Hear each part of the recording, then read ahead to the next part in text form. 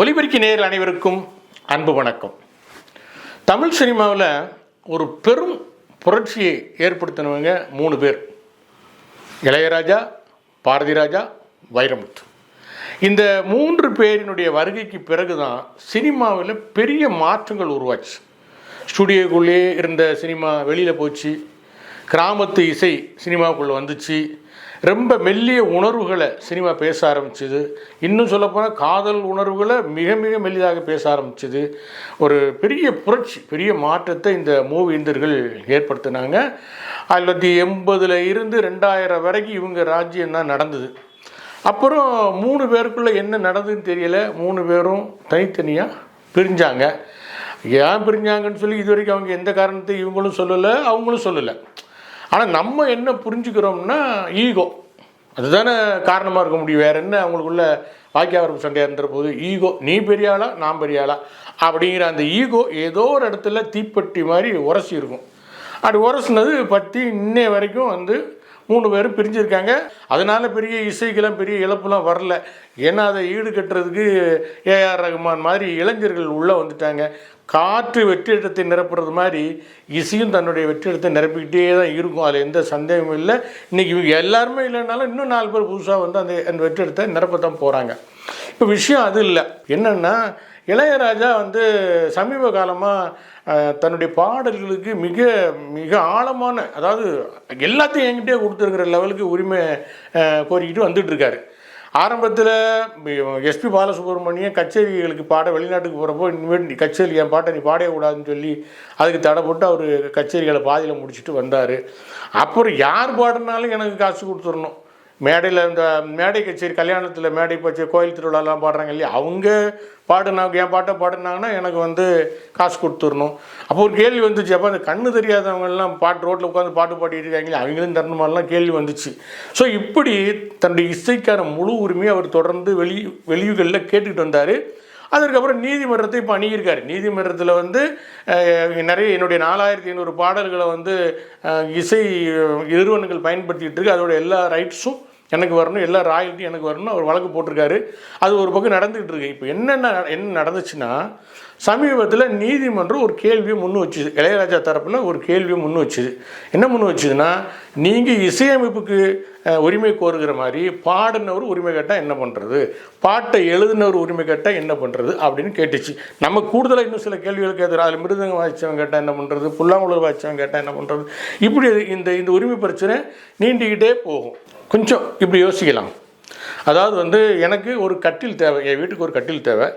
நான் ஒரு தச்சு கலைஞனை நிர்ணயம் பண்ணி, எப்போ எனக்கு இந்த வீட்டுக்கு எனக்கு இந்த மாதிரி கட்டில் தேவை, அது இந்த மாதிரி தேவை அப்படின்னு சொல்கிறேன். அவர் கட்டில் செஞ்சு கொடுக்குறாரு, ரொம்ப அழகாக செஞ்சு கொடுக்குறாரு, அருமையாக செஞ்சு கொடுக்குறாரு. வர்றவங்க போகிறவங்களாம் கட்டில் பார்த்து பிரமிக்கிறாங்க, பாராட்டுறாங்க. அந்த கட்டிலுக்குரிய சம்பளத்தை அல்லது அதுக்கான செலவை அவர்கிட்ட நான் கொடுத்துட்றேன். கொடுத்ததுக்கப்புறம் கட்டிலுக்கும் அவருக்கு எந்த சம்மந்தமும் இல்லை. அவர் போயிட்டு கொஞ்ச நாள் கழிச்சு நான் செஞ்சு தந்த கட்டில் தானேன்ட்டு என் வீட்டுக்குள்ளே படுத்தா என்னாகும்? இது கேள்வி.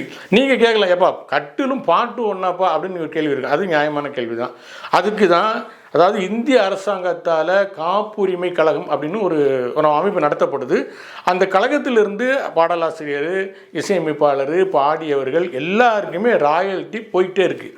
எனக்கு தெரிஞ்சு இளையராஜா, வைரமுத்து, எஸ்பி பாலசுப்ரமணியம் குடும்பம் இவங்களுக்கு எல்லாம் லட்சக்கணக்கில், மாதத்துக்கு லட்சக்கணக்கில் ராயல்ட்டி போகுது.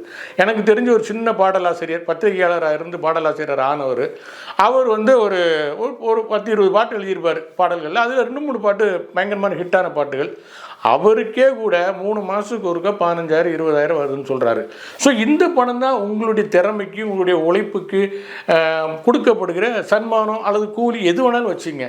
அதை விட்டுட்டு மொத்த உரிமையும் எனக்கு வேணும்னு கேட்குறது எந்த விதத்தில் சரி அப்படின்னு தெரியல. ஒருவேளை அவர் தரப்பில் நியாயமாக இருக்கலாம், என்னுடைய புரிதல் தவறாக இருக்கலாம். சரி, அதை விட்டுருங்க. இப்போ என்ன பிரச்சனைக்கு வரும்? இப்போ என்னென்னா, இந்த நீதிமன்றம் கேட்டுச்சு இல்லையா, மற்றவங்களும் உரிமை கோருனா என்ன பண்ணுறது? உங்கள் பாடலுக்கு நீங்கள் இசையமைப்புக்கு கேட்ட மாதிரி பாடியவர், பாடல் எழுதினவரும் கேட்டால் என்ன பண்ணுறதுன்னு நீதிமன்றம் கேட்டிருக்கு. இப்படியான ஒரு சூழ்நிலையில் தான் சமீபத்தில் வைரமுத்து ஒரு நிகழ்ச்சியில் கலந்துக்கிட்டார். படிக்காத பக்கங்கள்னு அப்படின்னு ஒரு படம். அந்த படத்தோட பாடல் வெளியீட்டில் அவர் கலந்துக்கிட்டார். அந்த படத்தில் ஒரு பாடல் எழுதியிருக்கிறார். அந்த பாடல் வெளியீட்டு விழாவில் அவர் பேசும்போது என்ன சொல்கிறாருன்னா, பாட்டு என்பது பாடல்களும் இசையும் கலந்து தான். சில பாட்டு வந்து இசையினால் பேசப்படும், சில பாட்டு வரிகளால் பேசப்படும். ஆனாலும் இரண்டும் சேர்ந்தது தான் பாட்டு. இதை புரிஞ்சுக்கிட்டவன் ஞானி, புரியாதவன் அஞ்ஞானி அப்படின்னு சொல்லி இளையராஜாவை மறைமுகமாக தாக்கியிருக்காரு. அது மட்டும் இல்லாமல் ஒரு குழந்தைக்கு பேர் வைக்கிற மாதிரி பாட்டுக்கு பேர் வைக்கிறது வந்து வரிகள் தான்.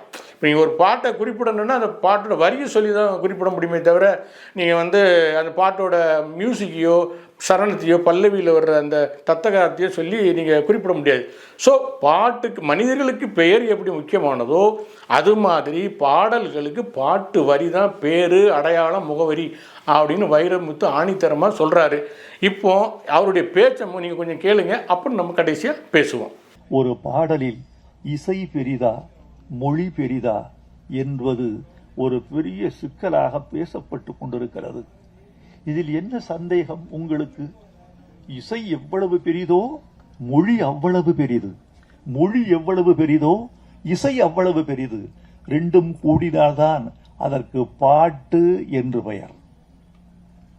இரண்டும் கூடினால் அதற்கு பாட்டு. ஆனால் சில நேரங்களில் இசையை விட மொழி உயர்ந்ததாகவும் சில நேரங்களில் மொழியை விட இசை உயர்ந்ததாகவும் திகழுகிற சந்தர்ப்பங்கள் உண்டு. இதை புரிந்து கொள்பவன் ஞானி, புரிந்து கொள்ளாதவன் அஞ்ஞானி. பாட்டுக்கு பெயர் வைப்பது இசையா மொழியா? மலர்ந்தும் மலராத பாதி மலர் போல என்று பாட்டுக்கு பெயர் வைத்தது மொழி. சிட்டுக்குருவி முத்தம் கொடுத்து என்று பாட்டுக்கு பெயர் வைத்தது மொழி. மன்மத லீலையை வென்றார் உண்டோ என்று பல்லவியின் பெயரை சொன்னது மொழி. அதற்கு அழகு செய்தது இசை, அதற்கு அபிநயம் செய்தது இசை, அதற்கு சுகம் கொடுத்தது இசை, மறுக்க முடியாது. ஆனால் அந்த பாட்டுக்கு பெயர் சூட்டியது மொழி, அந்த பாட்டை அழைக்க வைத்தது மொழி. ஒரு பாடலை ஹம் பண்ணி யாராவது இந்த பாட்டை பாடுங்கன்னு சொல்லுவாங்களா?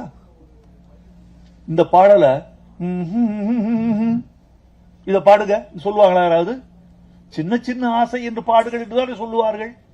எனவே பாட்டுக்கு பெயர் வைத்தது மொழி. அந்த மொழிக்குரிய மரியாதையை இசையும் இசைக்குரிய மரியாதையை மொழியும் பரஸ்பரம் வழங்குகிற போதுதான் கலை வெற்றி பெறும் என்று நான் உறுதியாக நம்புகிறேன். என்ன நேரிலே வைரமுத்தோட உரையை கேட்டீங்களா? அவர் சொல்ல வந்த விஷயத்தில் ரொம்ப ஸ்ட்ராங்காக இருக்கார். அவர் சொல்ல வந்தது நியாயமான விஷயமாக தான் நமக்கும் படுது. ரெண்டு பேருக்குமே சம உரிமை இருக்குன்னு தான் அவர் சொல்கிறார். பாடல் வரிகள் தான் ரொம்ப பெருசு, இசை பின்னாடிலாம் அவர் சொல்லலை.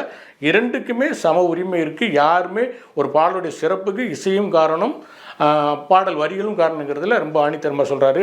இன்னும் கொஞ்ச நாளில் இந்த வைரமுத்தோட இந்த பேச்சுக்கு இளையராஜா பதில் சொல்வார்னு நம்புவோம். அவர் என்ன சொல்கிறாருன்னு பார்த்துக்கிட்டு அடுத்த நிகழ்ச்சியில் அது குறித்து பேசுவோம். நன்றி நேயர்களே, உண்மையை பேசுவோம், அதை உறக்க பேசுவோம். இந்த நிகழ்ச்சி உங்களுக்கு பிடிச்சிருந்தா லைக் பண்ணுங்கள், ஷேர் பண்ணுங்கள், சப்ஸ்கிரைப் பண்ணுங்கள். நன்றி, வணக்கம்.